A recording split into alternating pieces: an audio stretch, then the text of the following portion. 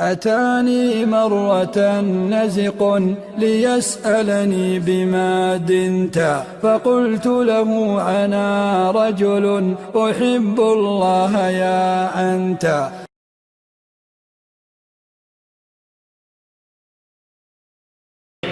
إن الحمد لله نحمده ونستعينه ونعوذ بك من شرور أنفسنا ومن سيئات أعمالنا، من يهد الله فلا مضل له ومن يضلل فلا هادي له، واشهد أن لا إله إلا الله وحده لا شريك له، واشهد أن محمدا عبده ورسوله. أما بعد، يا أيها الذين آمنوا اتقوا الله حق تقاته ولا تموتن إلا وأنتم مسلمون.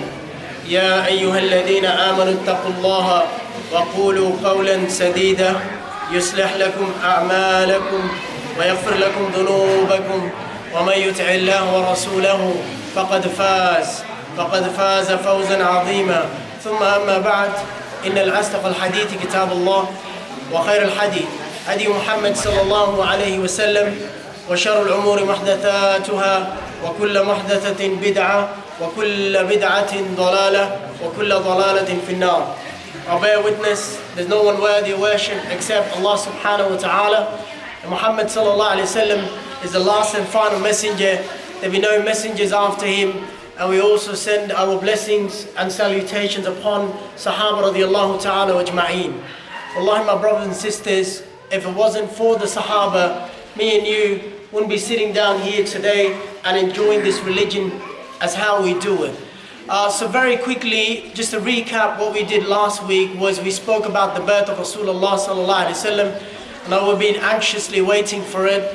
It's been 10 episodes before, finally that we've reached that. It's not coming. Oh yeah, so I'm just pushing myself really hard there. Okay, now that's the blessing of technology. Okay, now.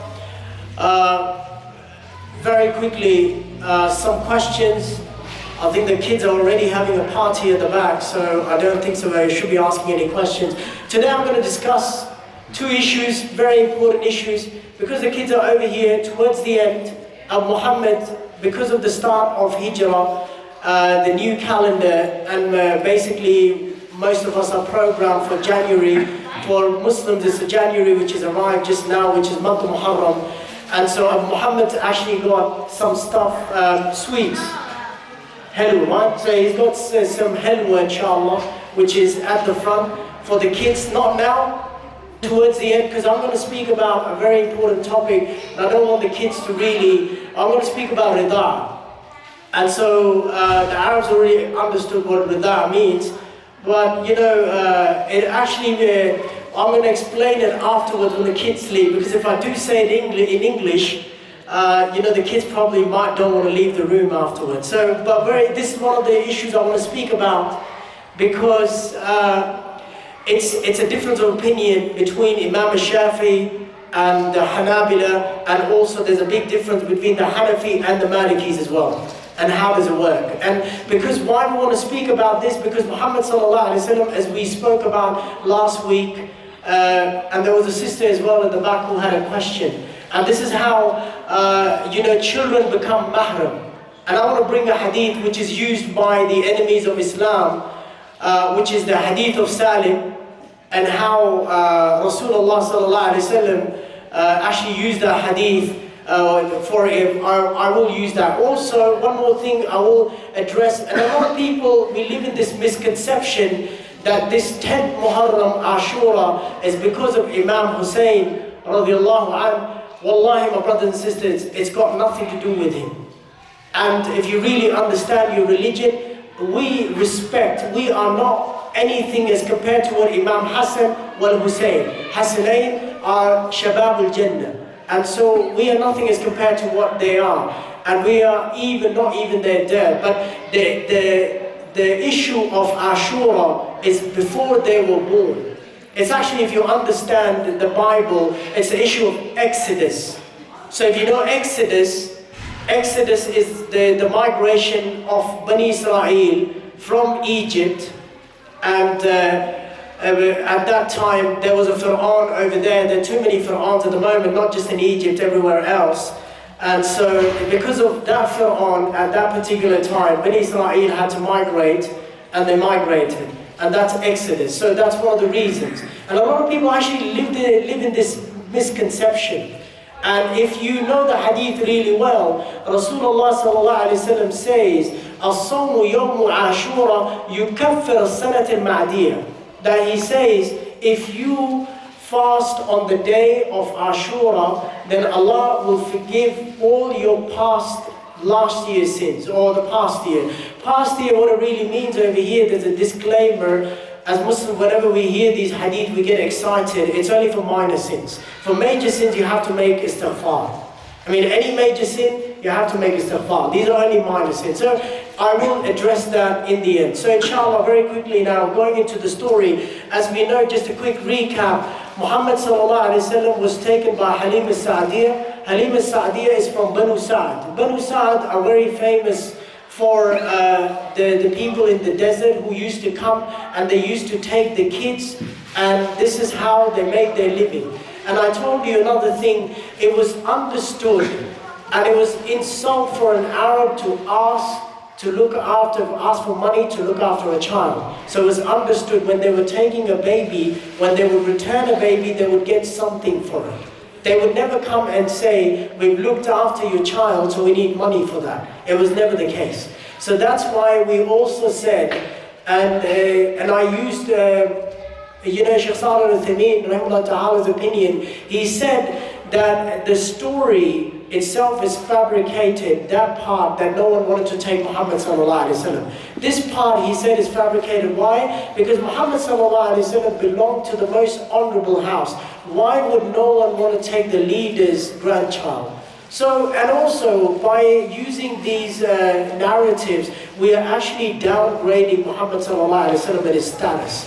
Muhammad SAW is someone that anyone would want to take. But yes, the story consisting of the donkey being slow and other things are relevant. And no scholar actually points a finger on those parts. So we said Halima got really late, and because of getting late, she only had Muhammad SAW to pick up, and because she and her husband, they sat down, and the husband's name is Al-Harith, and they both sat down and they agreed that they will take Muhammad.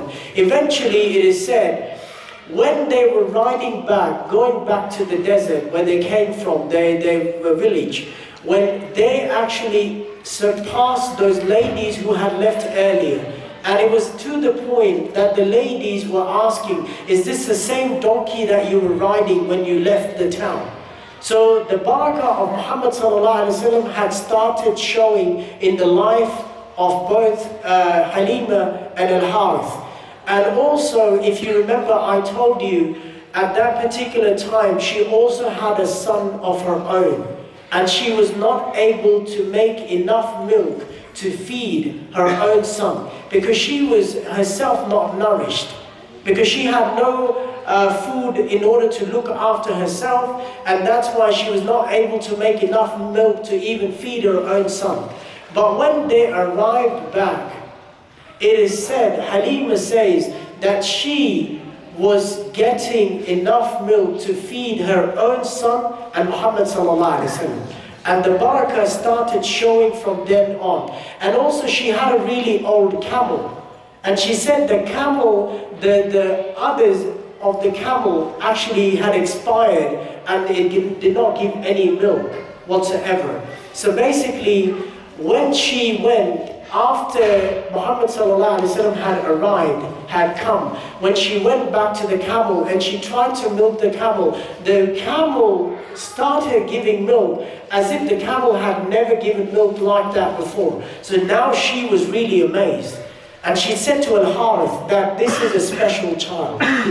That ever since we've got this child, we are seeing all these special things that are happening. So the son who was close to the age of Muhammad SAW, his name was Abdullah ibn Al-Harith. So he was the son who was actually, they lived like brothers. So this is what we're also going to be looking at later on. So now, it is also mentioned Banu Sa'd was a really poor tribe. And one of their ways of living was to get these children from Mecca, from Quraysh, and actually now they would go back and return these children. This is how they would make living.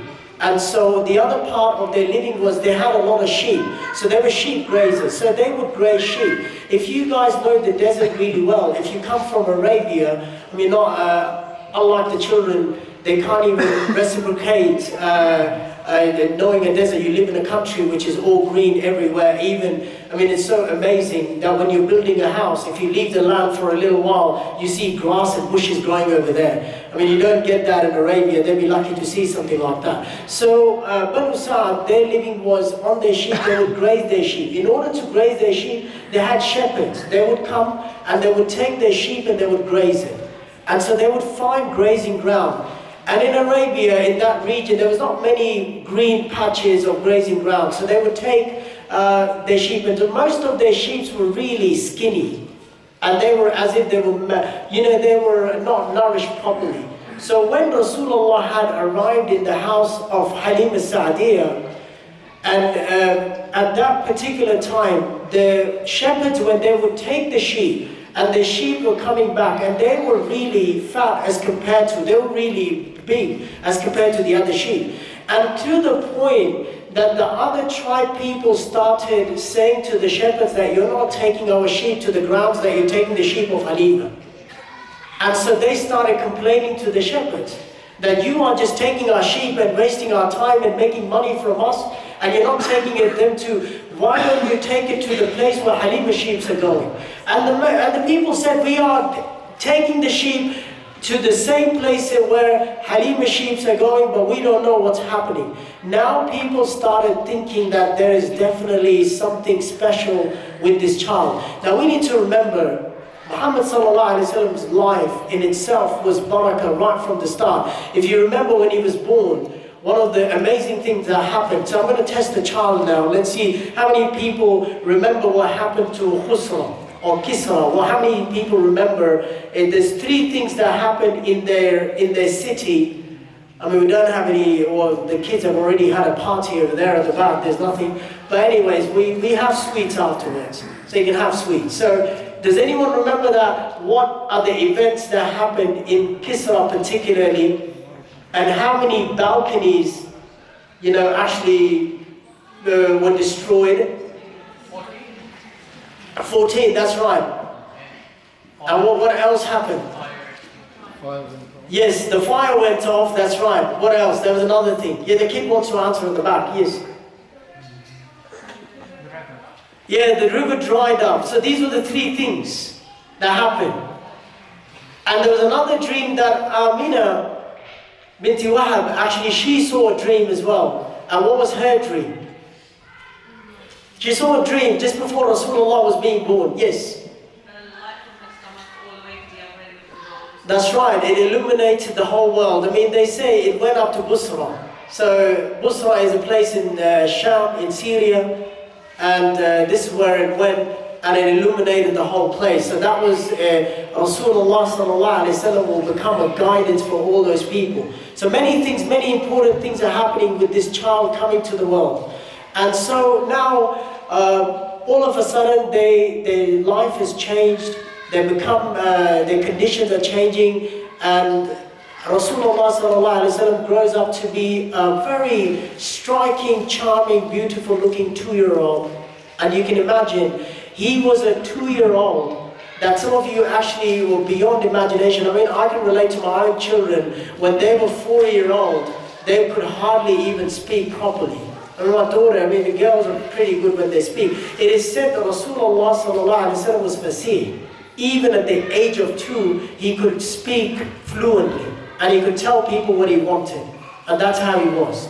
And this was another miracle about him at the age of 2. So how many of you as parents can remember your own children at the age of 2, let alone what they can, and this will come now in an event that I'm about to describe now, how you will understand how eloquent he was even at that age when he was speaking. And remember we said the Arabs sent their kids to Banu Sa'd, to the desert. There were 3 things And I came up with 3 things. There could be many things. 3 things they wanted, and one of them was language. Well, the biggest thing for them, for the Arabs, was language, because Arabs were very poetic, so they loved poetry. And it was all about poetry and kalam. Today, if you speak Fusha, people laugh at you. I mean, that's the case today. People laugh at you. And I mean, one of the incidents, I mean, I work with a lot of my own colleagues. I mean, so many different dialects that sometimes I even get confused myself. I mean, for example, the Lebanese dialect is shubidik. I mean, for me, I never heard that word in my life, what that was.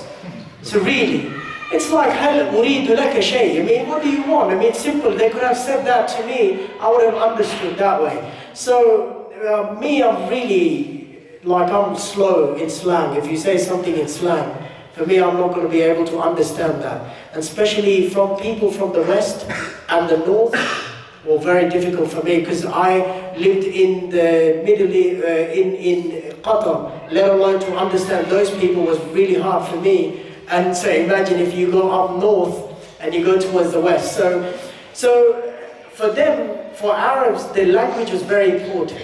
So they wanted their kids to speak eloquent, Fusha. So I told you, people who have lived in Mecca, Mecca has the most disturbed Arabic on the face of this earth. Why? Because there's so many people come to Mecca. Even the Arabs use the words which are not even Arabic. I mean, how many people, when you go to Hajj or Umrah, you see the Arabs say jaldi jaldi. Actually, the word is bisura, or they're telling you to go quickly, or harak. That's the kind of word they try to say. But they say jaldi jaldi. Why? Because mostly the people come from subcontinent, and so the Arabs learn to say that word. So if you go, they actually say these words. They speak half some other language, and the Meccan Arabs they speak a very, very difficult Arabic. I mean, even their qafs and the way they speak is amazing. But we're not here for a language class. But just to give you an insight, what it was for them, language was very important. So that's why one of the major reasons they did not want their kids to be corrupted. So they wanted their kids to learn eloquent Arabic. They wanted their kids to speak perfect Arabic. That's why they sent them over there. And so it's one of the things was, it's also said, and it's famous in the life of Rasulullah sallallahu alaihi wasallam, that Abu Bakr as-Siddiq, he said to Rasulullah sallallahu alaihi wasallam, he said, "Ma sami'tu afsaha mink." That he says to Muhammad sallallahu alaihi wasallam, I have never heard someone as eloquent as you in Arabic in my life. And at that point, Rasulullah sallallahu alaihi wasallam replied to him, "Kayfa la?" How would you? وَأَنَا مِنْ قُرْيَشٍ. He said, I am from Quraysh, وَنَشَأْتُ مِنْ بَنِي سَعْدٍ. And I was grown up with Bani Sa'd. So he's telling how, and if you know Rasulullah, he was Jawami'ul Kalim, like he would say little words and they would mean a lot. For example, one of the hadith in Hadith Arba'in, he says, "La darar wa la dirar." On this, ulama have written books that we do not harm and we do not allow harm to reciprocate us. So that's a simple word, he said. And one of the other things, another hadith in the Hadith Arba'in is, Dama yuribuk ila ma yuribuk. So he's saying that leave something which is doubtful for something which is not doubtful. These are very simple words. For me, as you know, I sit here for 1 hour. I'm not Jawami al-Kalim at all. I'm taking 1 hour to give my stories to you. If Rasulullah, his khutbahs were less than 5 minutes for Jum'ah. He would say khutbatul hajjah and he would finish off. His salah was the same size as the khutbah of Jum'ah. Today the khatibs give 40 minutes khutbah, and after that salah is only 1 minute. So his khutbah was in line with his salah. That's how he was. And that's why Rasulullah sallallahu alaihi wasallam, he was the way he was, even the Arabs knew how eloquent he was in the Arabic. So now Rasulullah sallallahu alaihi wasallam grew up in this condition. He got very close to Halima Sa'diyah, and knowing that very close to the family, they loved him like their own child. Now after 2 years, Banu Sa'd, all of the women who had taken the children at that particular time, and now they're going back. And they're going back to the city to return the kids. And so on the way, when they go back to return the kids, Halima Sa'diyah and Al-Harith, they've already made in their mind that they don't want to give Muhammad SAW back. Because there's so much barakah is coming in their life. So when they get back to Amina binti Wahab, the mother of Rasulullah SAW, they say to the mother that, you know what, I know everyone's here to drop the kids, but we would like to keep Muhammad. You know, there's many reasons we would like to do that. There's so many people come here, you know, the city life is difficult, and he's learning so well, he's learning the language. We would like to teach him more, he's having a good time over there. You know, all the usual. And so they were giving all their arguments, they were putting it across. And so Amina was saying, you know, it's 2 years, I want to live with my son. And so back and forth, so eventually Amina agreed to send Muhammad SAW back with Halima Sa'diyah. And when the child goes back, just within few months, an incident happened. And at that incident, everything changed. And now, this was the incident in the life of Rasulullah that a lot of you already know what happened. And the life of the desert and the poor people was a very difficult life. And it's like people who have always lived in affluency, there is no way we can actually imagine or even try to think. It's like, you know, one of my friends in school, a very close friend of mine, Mr. Howell, he's an English teacher. And he says his friend, he was telling me a story about his friend in Hong Kong. He was very affluent, one of those 50 richest people. He said one day he was very sad. And I asked him, why are you sad? And he said, oh, I'm sad because we were not able to buy that property, which was $5 million. And I'm like, and he said, Mr. Howell said to him, is that true? He's like, yeah, I'm sad because of that. And Mr. Howell said, at that point, I realized we get sad when our car gets hit by another car. And this guy is sad, and he could not buy a $5 million. He said for him was, one day he said, we will go on fishing in my boat. And I said, can I bring my, you know, jet ski as well? He's like, no, you're not going to be able to, you know, tie your jet ski to it. And he's like, you know, I just thought he might have a really small boat. So I went there and I saw it was the biggest yacht with the chefs, with the servants and everyone. So you can imagine for a rich person, an affluent person, his worries are very different. So people who live in the desert, and you will never be able, our kids are never going to be able to imagine what kind of a life they are living. Our kids are living in affluency over here, unless they've lived in overseas and they've understood what the life is. So they're sitting in a tent, and their tent hardly has a curtain, and they're sitting, they see Abdullah is running fast, and he's coming towards the tent, and he's panting, and he's crying and screaming. And so they get worried. And Halima Sa'diyah and Al-Harith, they run outside and they're holding him and say, what happened? Ya Ibni, what happened? And they're holding him. And then he says, Akhi Muhammad. And they say, what happened to your brother? He said, two people come, they pushed him down and they opened his chest.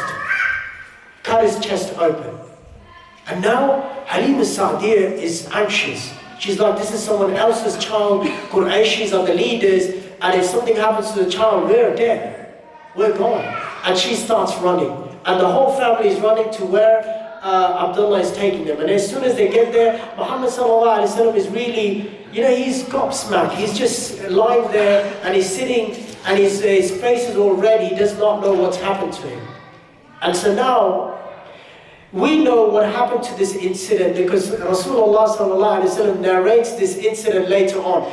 In this particular part of his life, he does not narrate the whole incident, but later on he will tell the whole incident, and I'll tell you what he says to the Sahaba. He said, when I was small, when I was living with Halima Sa'diyah, two angels came in white clothing. And they came, they pushed me on the floor, and they laid me on the floor, they opened my chest, and they took my heart out. And they took the vein of shaitan out of my heart, and they cleaned it with zamzam, and they put it in a gold pot. And after that, when they've cleaned it and taken the shaitan's share away from my heart, they put the heart back into my chest, and they stitched it up. And this is what happened to him. And so now, at that point in time, Halima Sa'di is asking what happened. Remember I told you, Muhammad SAW was Basir, he could tell. So he said, two people came, they pushed me on the ground, and they opened my chest, and I don't remember what happened after that. And then she could see he had stitch marks on his chest. And so now she got scared. And she runs now to the house, and she takes all his stuff, and they go back to Amina. And they're scared. And they think this was the work of a jinn, and jinn might do something to Muhammad, and we will get in trouble. And they come back to Amina and say, look, we just wanted to give your son back, and we don't want to, we think he should stay with the mother, and you have more right over your child. And Amina is confused. Amina says, what do you mean? You were just asking and begging me to take my child just a few months ago, and now you're telling me that you don't want him and I should keep him. There's something's happened. You're not telling me the whole story. And after a bit of commotion, she agrees and she tells this is what's happened.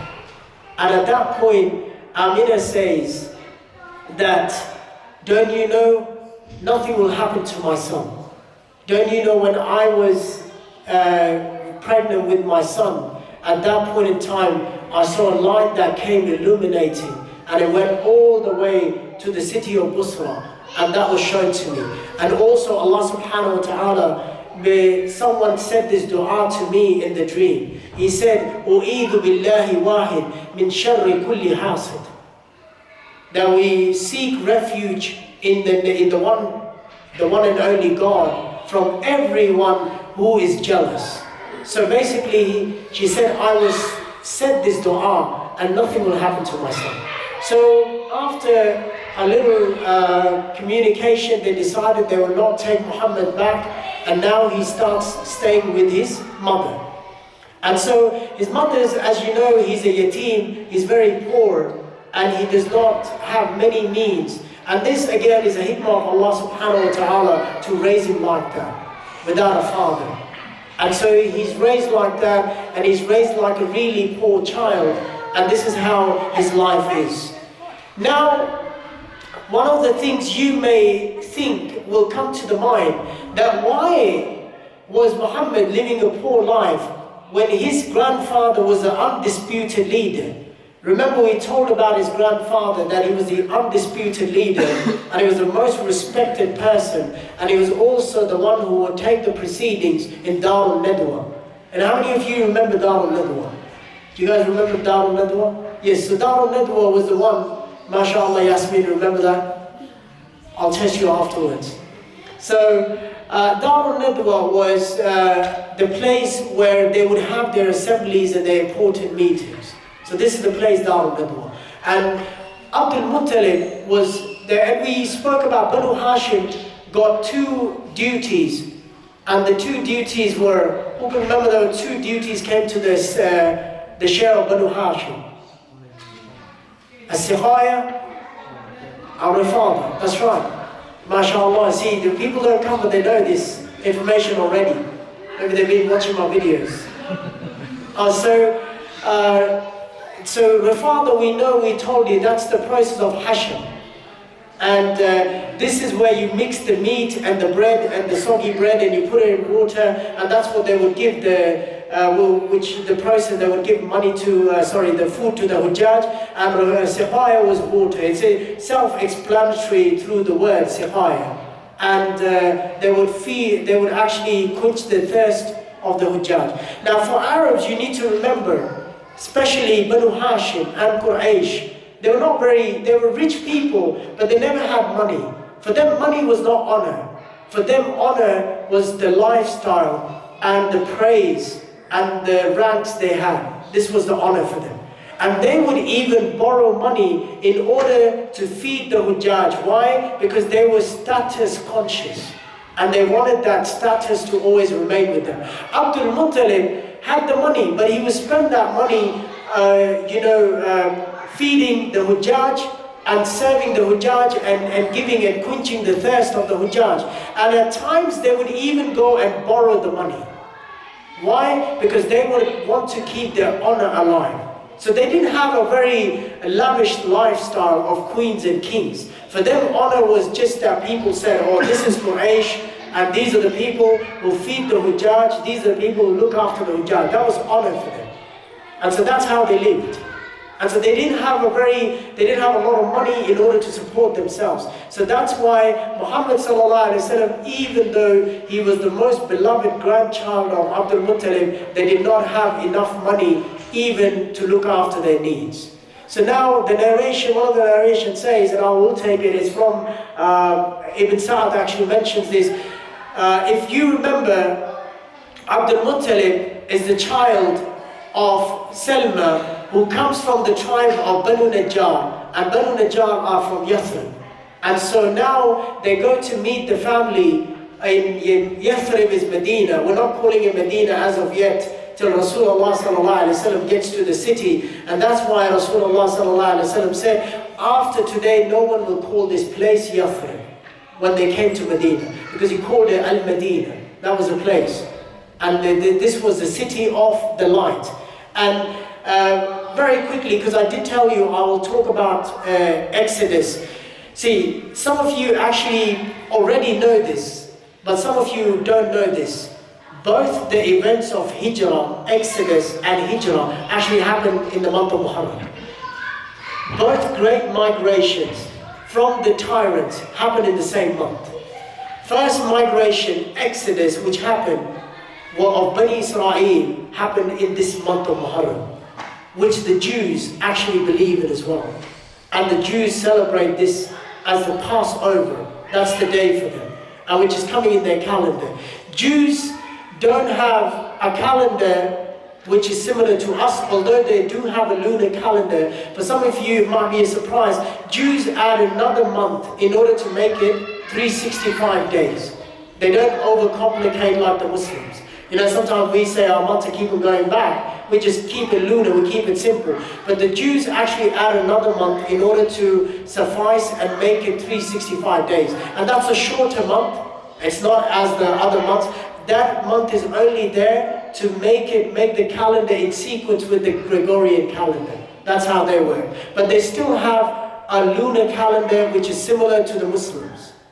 So in their calendar they believe, and this was the month of Muharram, and same month Allah subhanahu wa ta'ala says, we know why, because Ashura comes in the month of Muharram. Allah says to Muhammad SAW, when he came, even the people of Makkah, even before they went to Medina, they used to fast on this day because they knew this was a special day. Before Ramadan came in the life of the Muslims, Ashura was fard for all the Muslims to fast. But once Ramadan came, this day became an optional day. So in order to make it different from the Jews, Rasulullah SAW said, and this is a hadith of Ibn Abbas radiallahu anhu, that if I was to remain alive the next year, I will add 9 or the 11th with the 10th. Why? Because we don't want to imitate the ways of the Ahl al-Kitab. We want to be different from them. But he also said, we have more rights over Musa alayhi salam than them.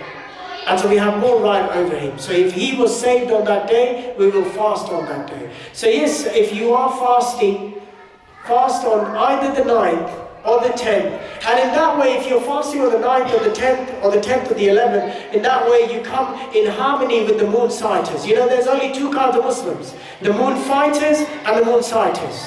So there's two kinds of people. One is fighting for the moon, the other one's sighting. So having said that, whichever group you are in, if you fast 2 days, you're going to be in harmony with each other.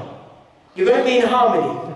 So whichever group you follow, if you are from the moon fighters, which I call them the ones who are they actually go and see the moon, and the moon sighters, I call them the group of the Mufti, which is, we do have a council over here, and it's we should not put ourselves into taklif. لا يكلف الله نفسا إلا وسعها. I mean, the Mufti is watching the moon for us. We don't have to make it difficult for us. So inshallah, we believe Dr. Ibrahim and Muhammad, mashallah, is a thiqa man. And we agree with his decisions. We have chosen him as a leader. And so according to that, on the Monday is the 10th, is Ashura. On Monday is the 10th. If you don't want to fast, if you want to fast on Monday and if you follow that ruling, then you add up either Sunday, which is the 9th, or you fast on the 11th, which is the Tuesday, whichever is easy for you. So if you think you want to be barbecuing on a Sunday morning, then you can fast on a Tuesday, Monday and Tuesday. And in that way, the people who are, seeing the moon, literally seeing the moon, and that's how they go, for them it's Tuesday. So their calendar, their moon is on Tuesday, and they can also fast on a Monday, which is the 9th, and they can fast on a Wednesday, which is the 11th. So whichever way you're doing it, in order to become more harmonious, I would say fast on a Monday and a Tuesday. In that way, we both are fasting on the same days. You're fasting the 10th and the 11th, and they're fasting the 9th and the 10th. So maybe inshallah, let's come together. وَاعْتَصِمُوا بِحَبْلِ اللَّهِ جَمِيعًا وَلَا تَفَرَّقُوا. Let's come together, hold on to the road of Allah subhanahu wa ta'ala time, and not fight. So now the second point is, the hijrah also happened in the month of Muharram. When Rasulullah left Mecca and he went from there, from Mecca to Medina, that was the month of Muharram. Now I want to give you two things, and then we'll go back into the story. If you look at the life of Musa, and if you look at the life of Muhammad SAW Ep-11, two similarities. One is following Abu Bakr Siddiq is with Muhammad SAW Ep-11, with the other there's thousands and thousands. When they both arrive at a dead end, they actually do not stress, both of them. Now, I'll tell you both the dead ends for both of these prophets. The first one, the dead end is the sea. When he arrives at the sea, he doesn't stress. And I'll tell you why, and actually I want to ask you the question, why they do not stress. When Muhammad SAW arrives in the cave, he doesn't stress. His companion stresses, and he says to Muhammad SAW, what if they find us? And he doesn't stress. So now I want to ask you why both the prophets do not stress at that point. But now, before I go there, I want to give you another thing. At one point, Muhammad SAW is also distressed, and he makes a lot of dua, and that's the time of Badr. When he gets to Badr, he cries the whole night, and it's so much so that he is crying, and everyone can hear his voice, and he is really asking Allah to save the Ummah. Now, tell me, why was he crying on that day when he had 300 strong people with him, and he did not cry on that day when people were coming to kill him? And now go back to the similarities. So anyone can answer this question. He knew that Allah was with him. Both of them knew, Musa and Rasulullah. That's a very good analogy, that Allah was with them. But there is one thing that did not make them stress in the first situation, but it did make him stress in the second situation. Yes?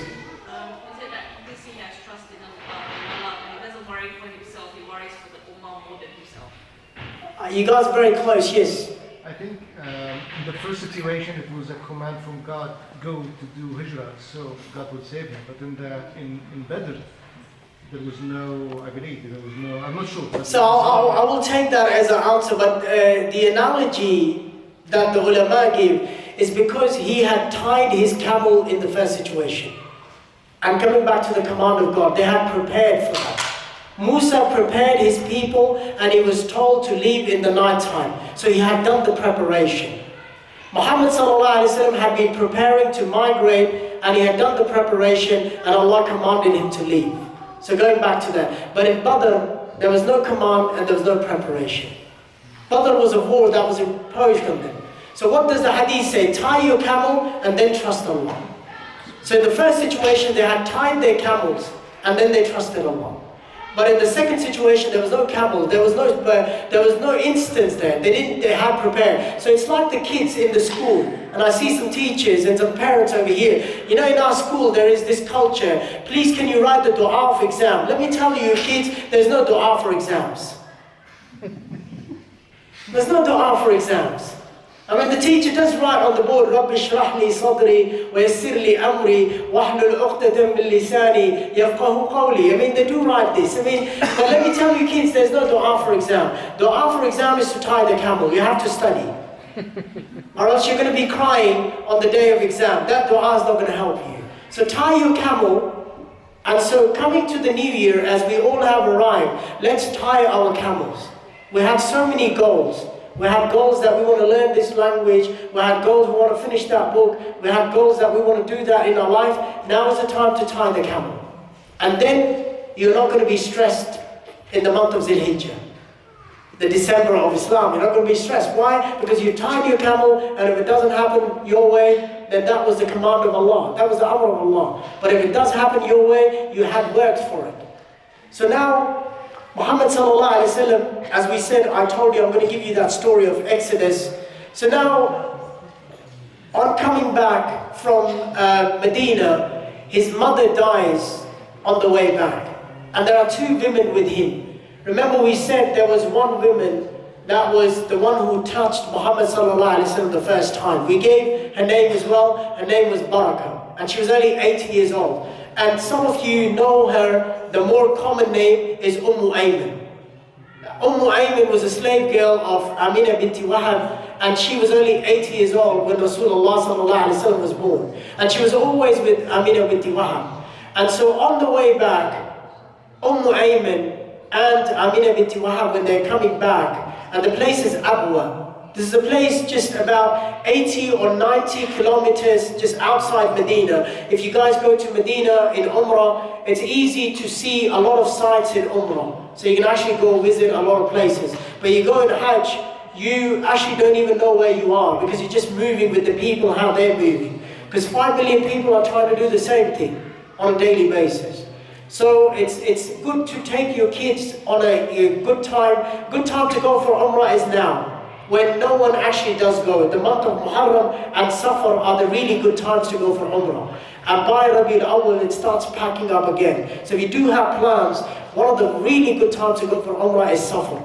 Muharram is only for the blue blood. You're not going to be allowed in Mecca. It's only for the blue bloods who actually live in Kuwait or Qatar or Bahrain or Emirat or Oman. These are the only people that can come in Muharram. Why? Because they do close the visas, because they're doing a lot of cleanup. But if you are part of that blue blood, if you do have a passport of that nature, then definitely you can go in Muharram as well. But if you're not, then you have to wait till the month of Safar. For us, we're the secondary citizens for them, so we have to wait for the other months. So now, what happens is, when she dies, Ayman brings her back, and she brings her back into Mecca. And now, Abdul Muttalib takes control and takes custody of Muhammad SAW. Abdul Muttalib really loves Muhammad SAW a lot. And he always says that, Wallahi li ibni hadari sha'na, that he says to people that this son of mine is special. Always. This is he's always on his tongue. That whenever he talks about Muhammad SAW, on the day, if you remember, when he was born, he took him inside the Kaaba, and he was so happy on that day, as we discussed earlier on in our last session, that he said, this son of mine is special, and I have given him the name that was given to me by Ahl Zubur.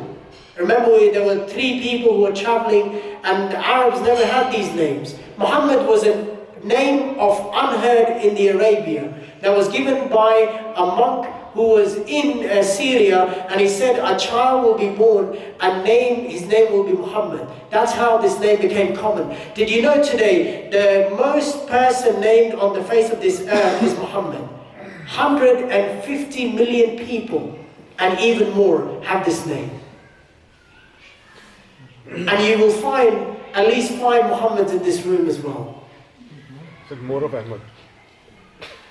So Ahmed, if you just for, did you know that Muhammad's name is Muhammad in the dunya and his name in Jannah will be Ahmed? That's what the ulama say. It's the same thing. If you know Arabic language, they both come from the root hamd, to be praised. One is Ahmed, the other one's Muhammad. They both come from ha, mim, dal. And that's the root word of both the names. So they're the most praised ones. So imagine 150 million people on the face of this earth carry this name.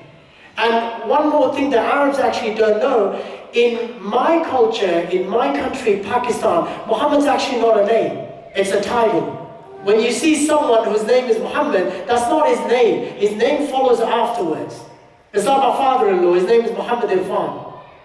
Morocco like this. Morocco. So Morocco is very much like that as well. So Muhammad is never their name. So when they come to Australia, they get known by the name Muhammad. Actually, that's not their name.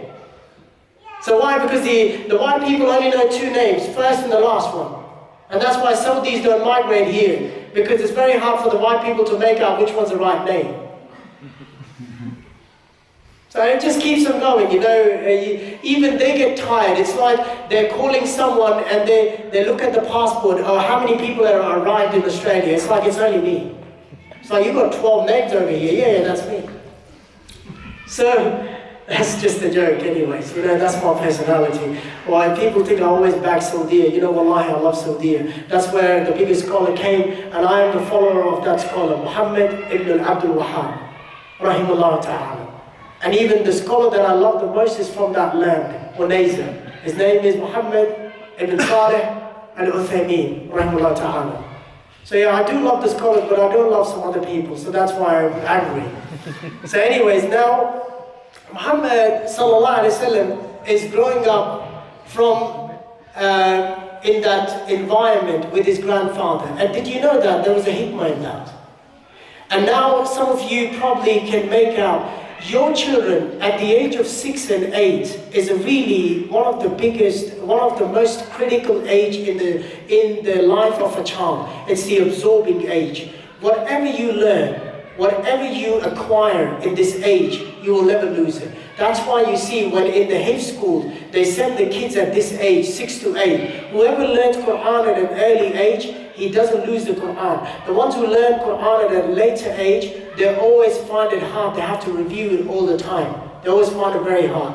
So Muhammad sallallahu alaihi wasallam, part of the hikmah of Allah subhanahu wa ta'ala to raise him with his grandfather at that age so that he could sit down with the leader. So in the story, Ibn Sa'ad mentions this, Ibn Kathir also mentions this.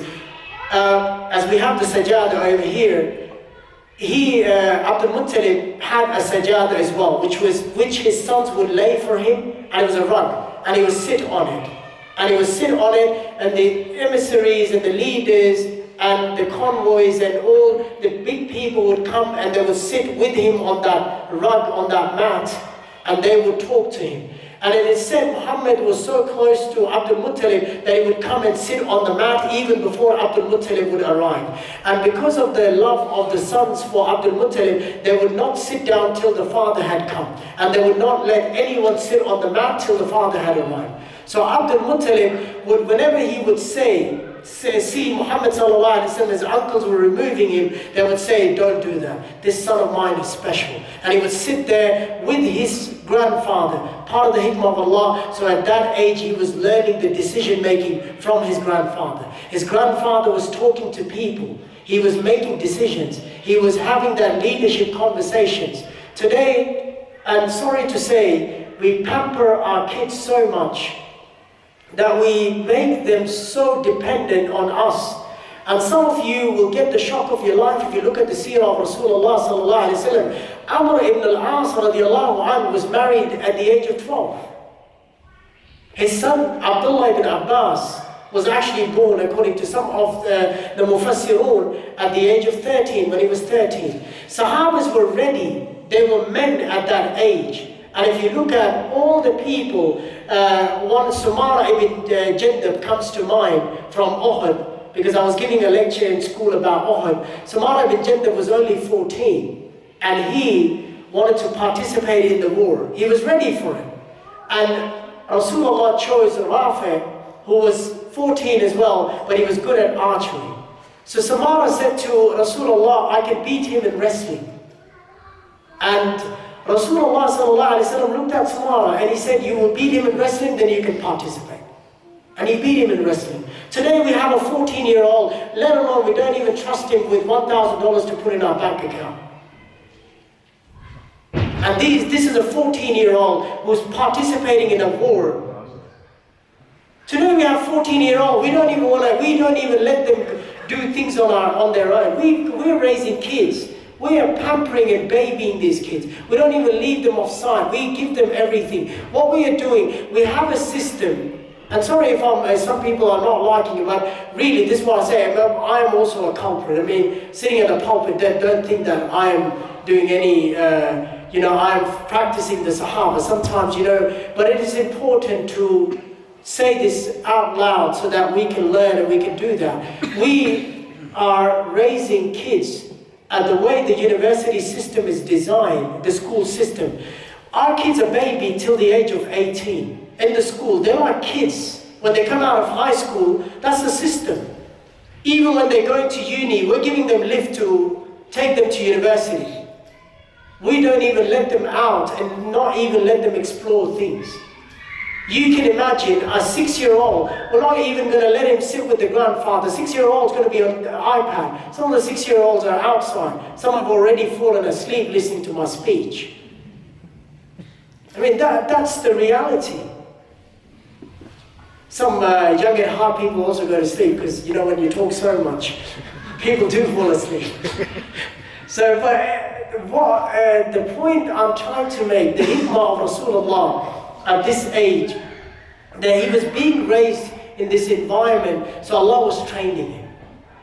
Allah was making him someone special, that at this age he was learning that decision making. When his grandfather died, now that leadership skills that he was gaining, it stopped. And now if you look at the life of Rasulullah, I'm just going to wind up now. We're going to talk about his adolescent and his teenage years in the next session. But very quickly, you see he's being bounced from one person to another right from the day one. So when he's born, he's sent to in a very few days, he goes to the desert. He comes back to his mother. His mother dies. After his mother dies, goes to his grandfather. His grandfather dies, and now he goes to his uncle. And this uncle is from the same mother as his father. So Abu Talib is the blood brother. He's the first, he's an actual brother. We said he had 4 wives, Abdul Muttalib. So he's from the same wife as Abdullah. And so they are from the same, so that's why Abu Talib also loved him so much and he took him in. And so when you look at that, now Rasulullah, another hikmah, and that's the last point I want to mention, for him growing up as a yatim and as a miskeen, there was a wisdom in that as well. Everything about the life of Rasulullah was a wisdom. Why? So he could, remember I told you he could reciprocate the pain of someone who's a yatim, someone who's an orphan, someone who's someone who has no money, someone who's poor. He could feel that pain. So if you remember, he was always close to all these people.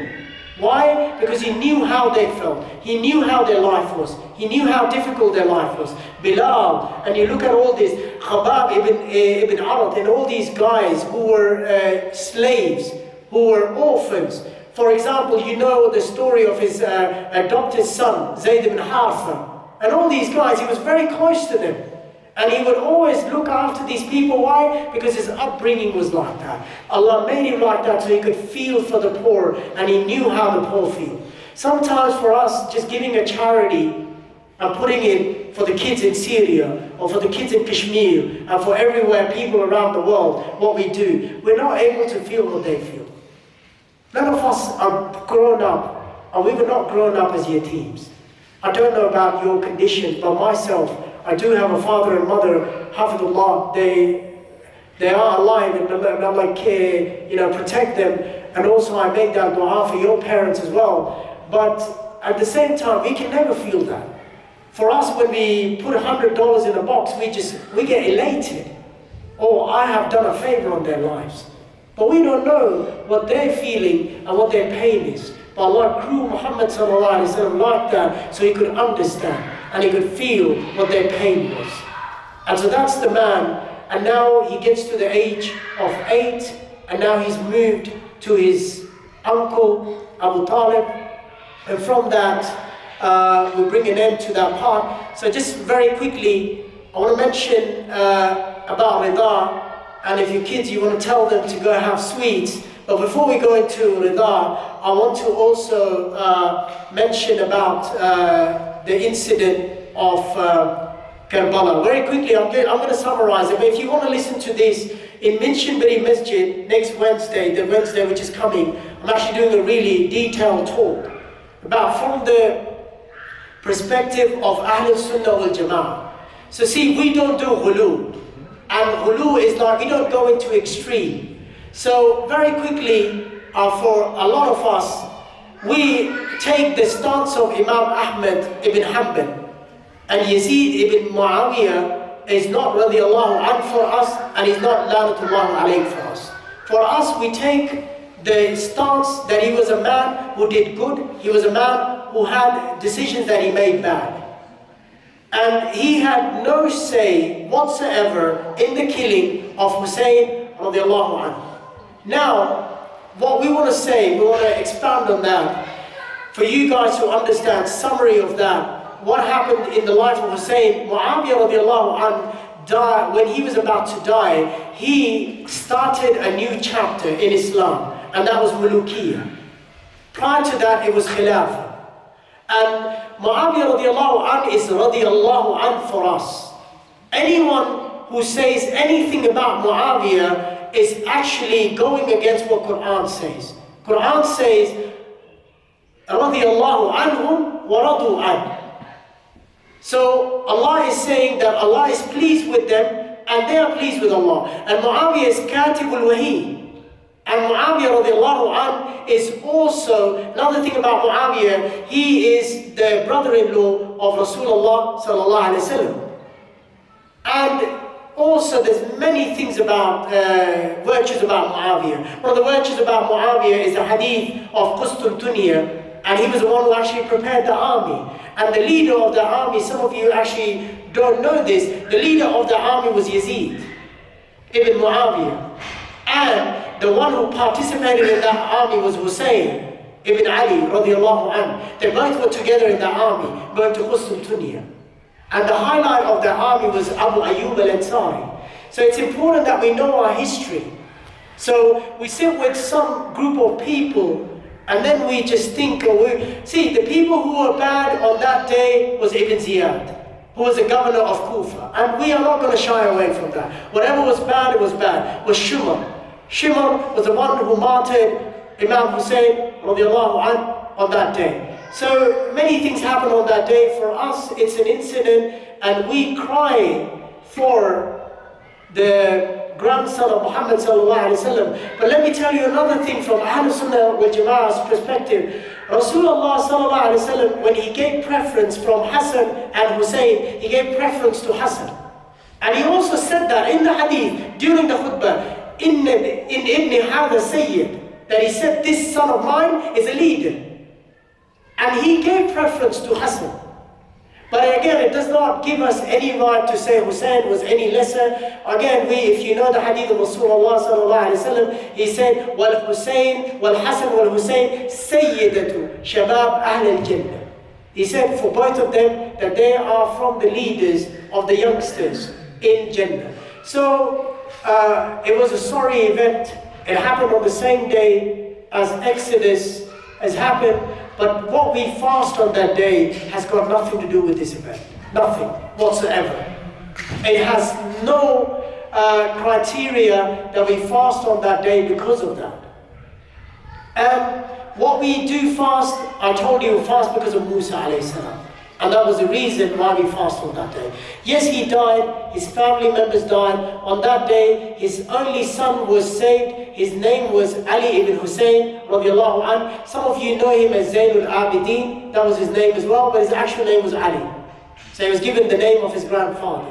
So, and also if you know the seerah really well, Two people were the ones who retaliated against Yazid's Khilafah, while everyone else took bay'ah. And at that time, there were even bigger Sahabas than Hussein radiallahu anhu were alive. There was Abdullah ibn Umar radiallahu anhu who was alive, and who took bay'ah of Yazid. There was another man who was even, I say he was even bigger than Abdullah ibn Umar. His name is Abdullah ibn Abbas radiallahu anhu. He was alive at that time. And he was the one who said to Hussein not to go. Because he said, Al-Kufi la yufi.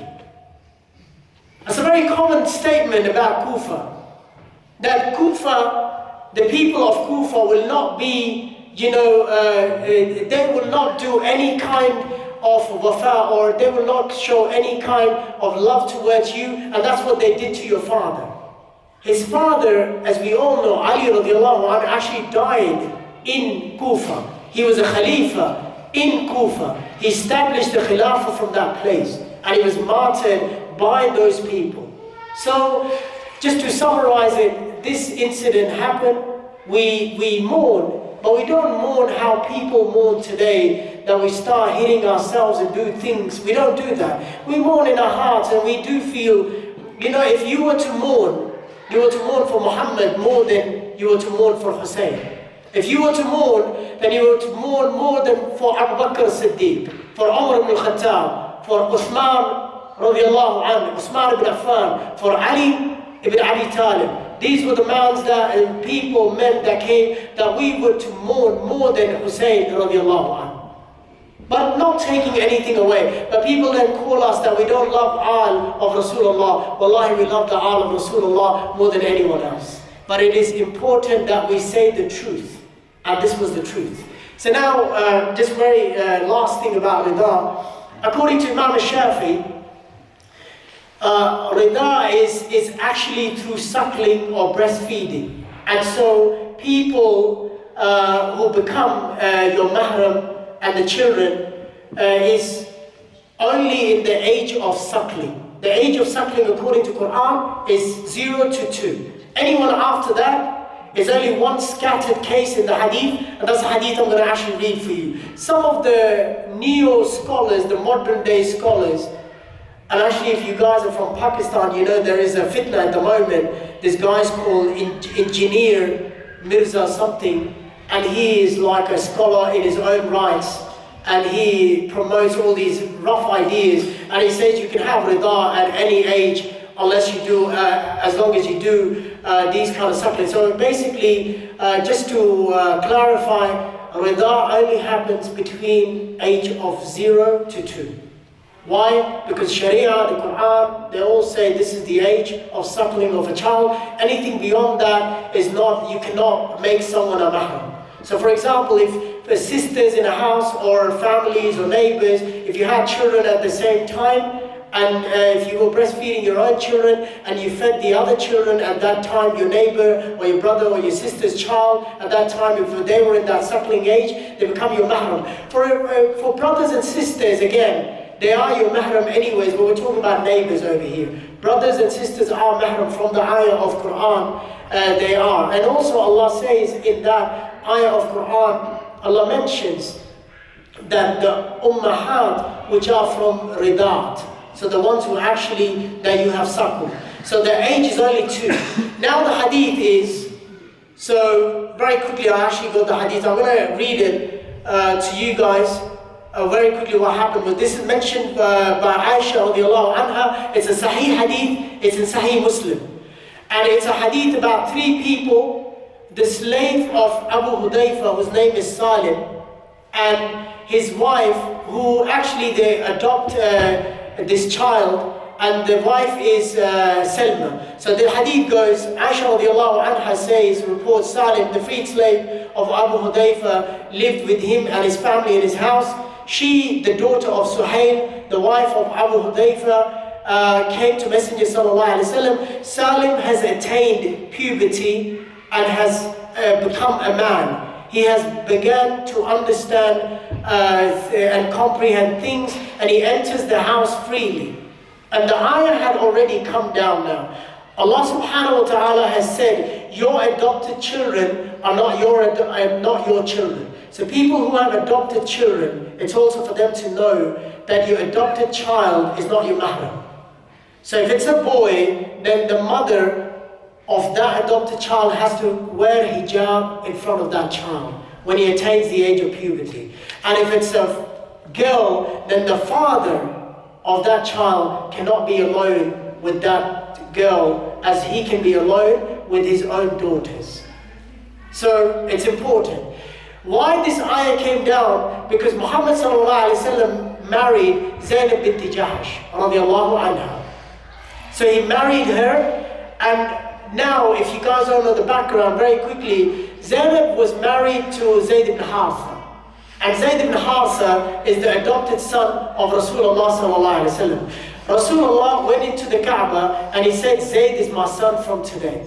And so Zayd and Zainab's marriage did not work. Another hikmah for us, when people have two different status, don't try to make them marry, because in many cases the marriage will not work. Zainab was Qurayshi and she was rich and she was affluent. Zayd was not good looking as well, and that's how it's described. He was from Habasha and Zainab never liked Zayd. Why she married Zayd? Because Rasulullah SAW showed his agreement in her marrying Zayd. And the marriage did not work and they got divorced. After they got divorced, Allah revealed the ayah in Surah Ahzab for Rasulullah to marry Zaynab. And when he married Zaynab, the Quraysh turned on Rasulullah and he said, you marry the wife of your sons. And at that point Allah said, adopted children are not your sons. So adopted children never take your name. So don't do a favor against Islam to your adopted children if you have adopted a child. Zayd stayed ibn Haritha. He was never Zayd ibn Muhammad. He always stayed like that. And so don't give them the name. It is your responsibility according to Islam to tell your children, if they are adopted, that they're not your children. At a particular time when they reach an age, you have to tell them. But also, an adopted child does not get inheritance. So don't buy your children, your real children, and give inheritance to an adopted child. So that's why Allah subhanahu wa ta'ala has hikmah for everything. For example, if you did rida for the whole neighborhood, all those children will come to you, we need money from your inheritance. That rida only made them mahram. They're not going to be coming and asking for your money now. So there's a hikmah in everything. So according to this hadith, now, well, there's children over here, I apologize to the parents, but this is what the enemies of Islam use the hadith for. Now this is what Rasulullah SAW said to Salma, that this is what she needs to do. Suckle him and you will become unlawful for him, and which Abu Hudayfa feels in his heart will disappear. And she returned and said, I suckled him, and whatever was in the heart of Abu Hudayfa disappeared. Now you must be thinking that this is a grown-up child. This hadith, in order to understand it, from the tafsir of Surah Ahzab, when this Imam Qurtubi mentions it, she, at that point in time, this was only a one-off case. And that was again the hikmah of Allah subhanahu wa ta'ala to make them, because they looked after this child from the way day one. And so Allah wanted them to become, this child to become mahram for them. So the husband does not. So she gave him milk in a little bowl and she suckled him 5 times according to this hadith. So that's why Imam al-Shafi, for Imam al-Shafi to attain rida'at, and even Imam Ahmad ibn Hanbal, it's only 5 sucklings. Alright? So it's 5 if you've suckled, you've actually breastfed a child who is not related to you 5 times, he becomes mahram. He cannot marry your children, and he cannot marry anyone who are your mahram, your sisters, and he cannot marry your sisters, in the case of women, and cannot marry your daughters. So that's rida'at. But he does not get anything from your inheritance. But now, this was a one-off case, as I said. It does not work with grown-ups. So don't try to use this hadith now and say, we did rida'at with our neighbor. It's just not going to work like that. It is only for ages 0 to 2 what Quran says. This is nasakh and mansukh. If you understand the science of tafsir, then you would know what nasakh and mansukh is, which is abrogation. So you need to understand that. I mean, Islam is simple, but in order to understand the intricacies, you have to know Islam really well. You have to, for example, see, I worked in the jail as an imam before I was in the school, and some of the parents actually don't know. I was a jail chaplain for New South Wales prison, and that was for 2.5 years. In jail, there's a hadith of Bukhari. This is what happens. Aristotle said this: little knowledge is dangerous, it destroys you. And so I'm a student of philosophy. In Bukhari, the hadith is for men, it says to stand up and urinate. It's a hadith, it's in Bukhari. But in Ibn Majah, Aisha radiallahu anha says, whoever says to stand up and urinate, that Muhammad SAW did that, he lied. In the jail, in Supermax, in Goulburn, it's a sunnah to stand up and urinate. Why? If someone sits down, they lash him. Why? Because they say they're not following the sunnah. So that's what happens. When you don't know your religion well, you just pick up one hadith and you start implementing in your life. Islam is easy. Don't make it hard for yourself. You need to understand the religion. So that's a hadith which was used for a particular situation. Now, I want to give you another bombshell, and this is my opinion now. Imam Shafi says 5 suckles. Imam Abu Hanifa says 1 suckle. And this is a hadith of Ibn Majah. So if you have suckled or breastfed a child once only, that becomes your mahram. And that's the madhab of Imam Abu Hanifa, and that's the madhab of Jumhur now. Why? Because if you fall into that category, why take the risk? So Imam Abu Hanifa's madhab is the madhab of Jumhur. Although I'm a Hanbali, but I take the opinion of Imam Abu Hanifa when it comes to Rida. So I'll finish off on that, and if you have any questions, inshallah, I'm happy to take questions. We'll keep it short. I know you guys have to go back home, and as I said, I'm not Jawami ul Kalim. I speak so much, and even then I can't get my message across. Yes. So if you've got any questions, I'm happy to take questions. Yes. You mentioned 3 reasons why people from Quraysh send small kids to like Banu Sa'd. You only mentioned, you said 3. Yeah, there's 3 reasons. For that, you have to watch my video. Just kidding. Okay, now. So if you watch my video, that's going to give a view to my video. Sorry. No, I'm just kidding. So 3 reasons for Banu Sa'd. One of the reasons was the language, which I mentioned. Yeah. Second reason was there was a lot of people coming from other lands, and they might have been sick at times. They carried diseases. And so basically the children who were born, as you know, when a child, their immune system's not that strong. So they were prone to diseases. So that's why they would keep their children away from them. And the third reason, which the ulama mentioned, was a reason of security as well. Because when the people are coming, and there are chances that someone might come and you don't know the people, that they would take the little children away and they would kidnap them, and all different kinds of reasons. So because of that paranoia, they wanted their children, and this was only the culture of Quraysh. Only Quraysh would do that. Not other people would do that. Why? Because Quraysh were, if you remember, with Quraysh, and if you know, I read the ayah today from Surah Haqqam. When I said, وَمَا بِقَوْلِ شَاعِرٍ قَلِيلًا مَا تُؤْمِنُونَ وَلَا بِقَوْلِ كَاهِنٍ. These are the 2 things which were very common in Quraysh. Sha'ar and sha'ir. Well, because they loved poetry. If you were a slave, if you could say fusha and you could say poetry, then you would sit with the leaders. And the other thing was kahin. Everything they had a kahin for him. So they would go to a soothsayer for everything, if it wasn't for the idols. So anyone else? Yes? So you know with breastfeeding, they say that it's important for a mother to do that because the child bonds with the mother, its health benefits, and it psychologically improves the child's well-being. So having to send your child away, even though there's like security reasons and stuff, so people of Quraysh were thinking of the psychological impact of bonding with the mother at that time, I guess. did that change when Islam came into it? And No, it didn't. Imam Shafi'i had a similar birth as Rasulullah, and wallahi, I'm not a Shafi'i, the Egyptians are going to love me for this. I say Imam Shafi'i was the best of the Imams.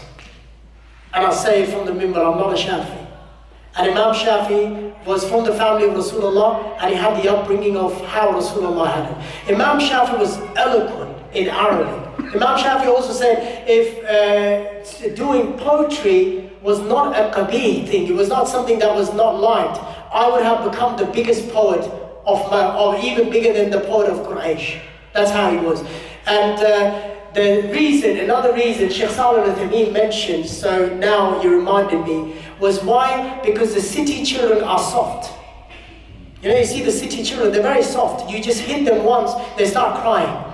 When you live in the desert, I'm actually, you know, when you raise your voice, they start crying, the tears are coming as if something's happened. We've opened some can of worms or something. So, well, the desert children were tough, they were rugged. So that's how they wanted to raise their children. They wanted to make them tough. And that's why they would send them to desert. Desert life is very difficult.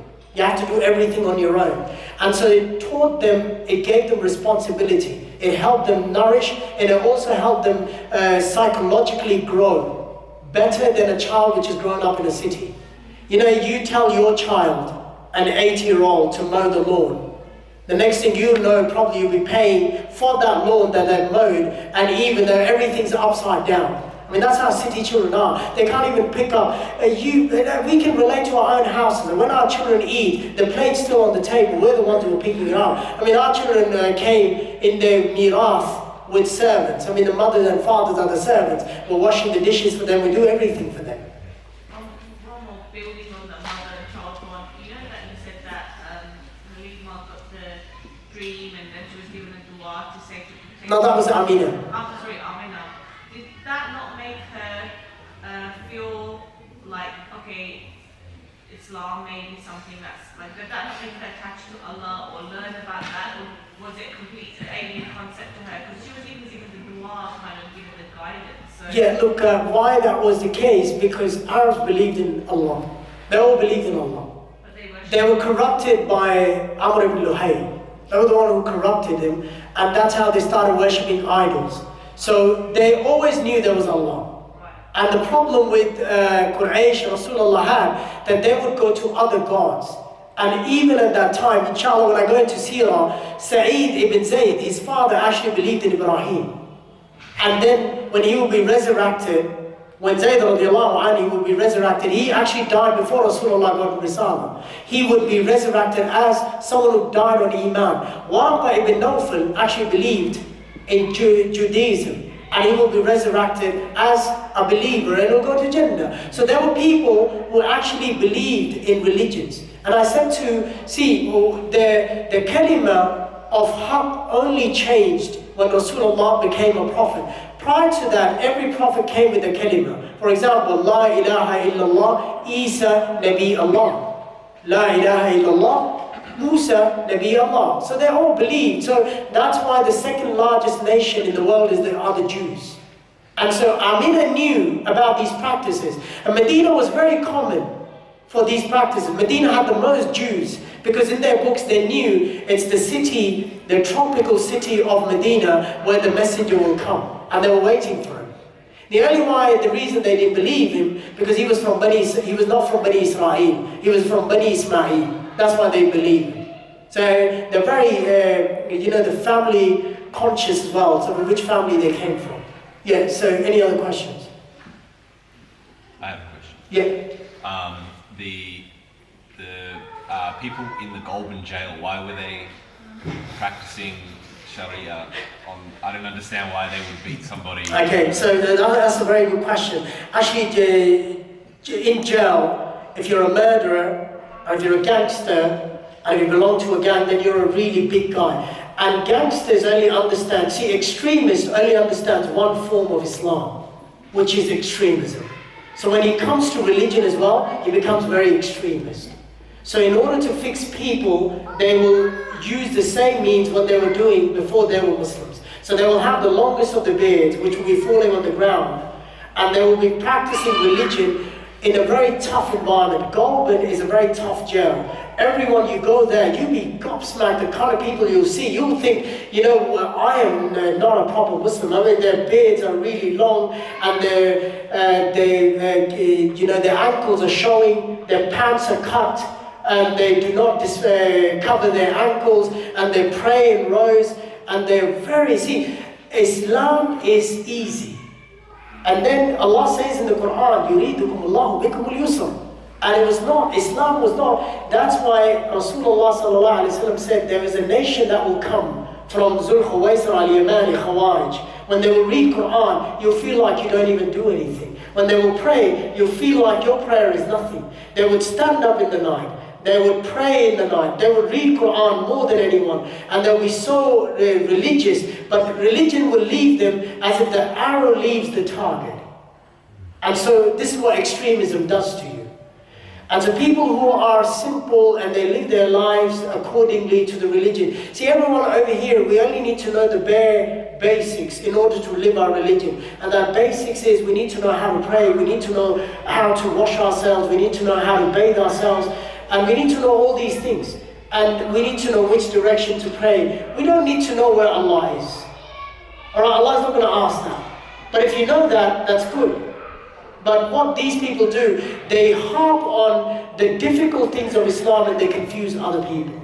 And if you don't have knowledge, you will think there's no one better than these people. So you have the kinds of people in there, I'm sure are listening, but I hope they don't get scared and the parents don't don't abandon coming here. Well, one of the cases you have in Goulburn, the guy who went there is very famous. His name is Wissam, he's from Auburn, and he was very close to me. And they only like one form of Islam, and they always say, "Oh Sheikh, are you Salafi?" I mean, there's something with this word, Salafi. Everyone wants to become a Salafi. I mean, in Arabic, Salafi just means someone who follows the pious people before them. That's what it means. And if you're a Khalafi, then you are someone who is just say either you're a Khalafi or you're a Salafi. So we are the Khalaf. We are the people, and we are not the Salaf. And we follow the Salafis, the Salaf. Oh, we are the Khalaf. We are the people at the back. And we just follow the ones who were before us. So what? They are tough people. So this guy, someone came to Islam. There's a very good famous case, you can actually Google it out, in 2014. This Italian guy came to Islam. He was an alcoholic, he left alcohol. One day he was caught drinking alcohol. And so these guys called him, invited him in their room, and they tied him up on the bed. And they said, in the hadith it says, if you drink alcohol, then we have to lash you 40 times. And so they actually tied him up and they lashed him 40 times. But that's in a Muslim country that practices... Even in a Muslim country, to practice Sharia, I mean, if you know Islamic law, you can't just practice Sharia. Sharia is practiced by Amir and Qadha. Not everyone can just practice Sharia. I'm in a Muslim country, I live in Saudi, you hit my child, I'm going to come and run the car over him. It doesn't work like that. Everything has to come with a process. Islam has a process. Even Sharia has a process. That's why, you know, Sharia Hansen, one of the leaders over here, if you guys don't know who Sharia Hansen is, Pauline Hansen, I mean. So that's the lady I'm talking about. The people like them get confused. Because they think everyone has a right to practice Sharia. Not everyone's got the right to practice. And part of the Sharia that we're talking about, this is called hudud and ta'zir. And that hudud only makes a very little amount of the whole Sharia. Praying in the masjid is Sharia. Fasting is Sharia. Going to Hajj is Sharia. Looking after your neighbor is Sharia. Reading Quran, understanding Quran is all Sharia. What we harp on is hudud. That's a judicial way. Hudud is the punishment of how people will be punished. And you have three kinds of punishment. Hudud is the capital punishment. Then you have qisas. And then you have another punishment which is ta'zir. Ta'zir is a set done by the leader that's actually not mentioned in hadith. So a leader can come with a punishment. For example, just to make you understand very quickly, in the time of King Faisal, Allah yarhamuhu, one of the great leaders that we've seen in Saudi. After that, we haven't seen many. But he, in his time, Hujjaj were robbed by the shurta. They were robbed by the police who was looking after the Hujjaj. So what the judge gave the punishment, it was a very severe punishment that the judge gave. He said to cut their right hand and to cut the left leg of everyone who went and stole money and who incited fear in the hearts of the Hujjaj. Now a highway robber is punished like that. That's from hudud. That's from the Sharia of Rasulullah. If you know a highway robber, a man who comes with a gun in your house and he scares you and you fear your life, that person is punished in Sharia like that. But what did Faisal do? He returned the punishment, and what did he do? He said to capital punishment to kill all 6 people. Why? He said this was ta'zir. This was over hudud. He said, why? I want to leave a precedent that no one ever tries to rob the Hujjaj. These are the guests of Allah, and no one has a right to go in inside fearing them. And this was Faisal. And so we can say for him, rahmatullahi alayhi, we can say for him, rahimahullah ta'ala. And so this is the way how Sharia works. And the Golden Jail people who are there, these are all tough guys. And in jail, if you are a murderer, you definitely have a chance to become a leader. And they are practicing khilafah in Golden. So they have a khalifa, and they have a naib as well.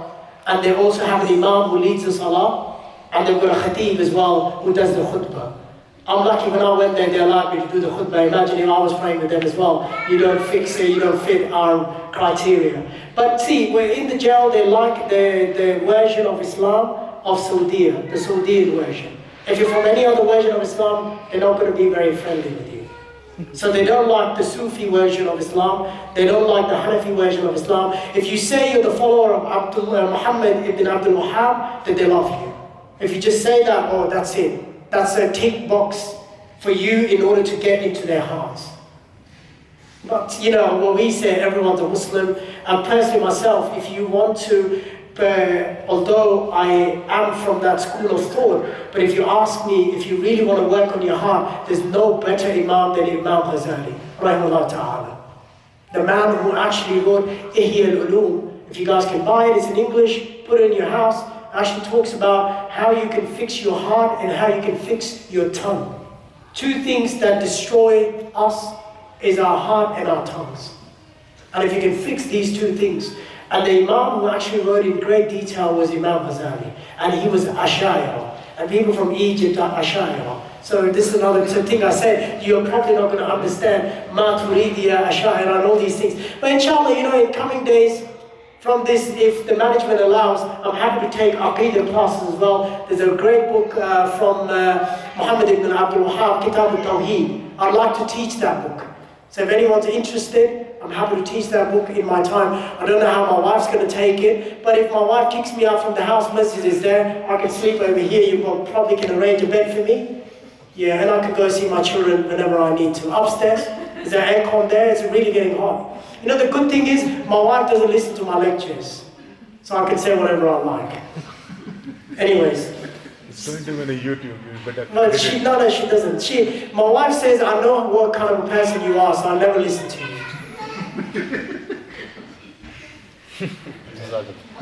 Any other questions? I'm not the only one. Any other questions? No one? أقول قولي هذا استغفر الله لي ولكم فاستغفر الله وهو الغفور الرحيم. So actually I gave it up. My mother-in-law is over here, so if my wife's not listening, my mother-in-law just heard that. So that's not a very good sign. Done. I hope she's not going to say anything. No worry, we'll bring the best.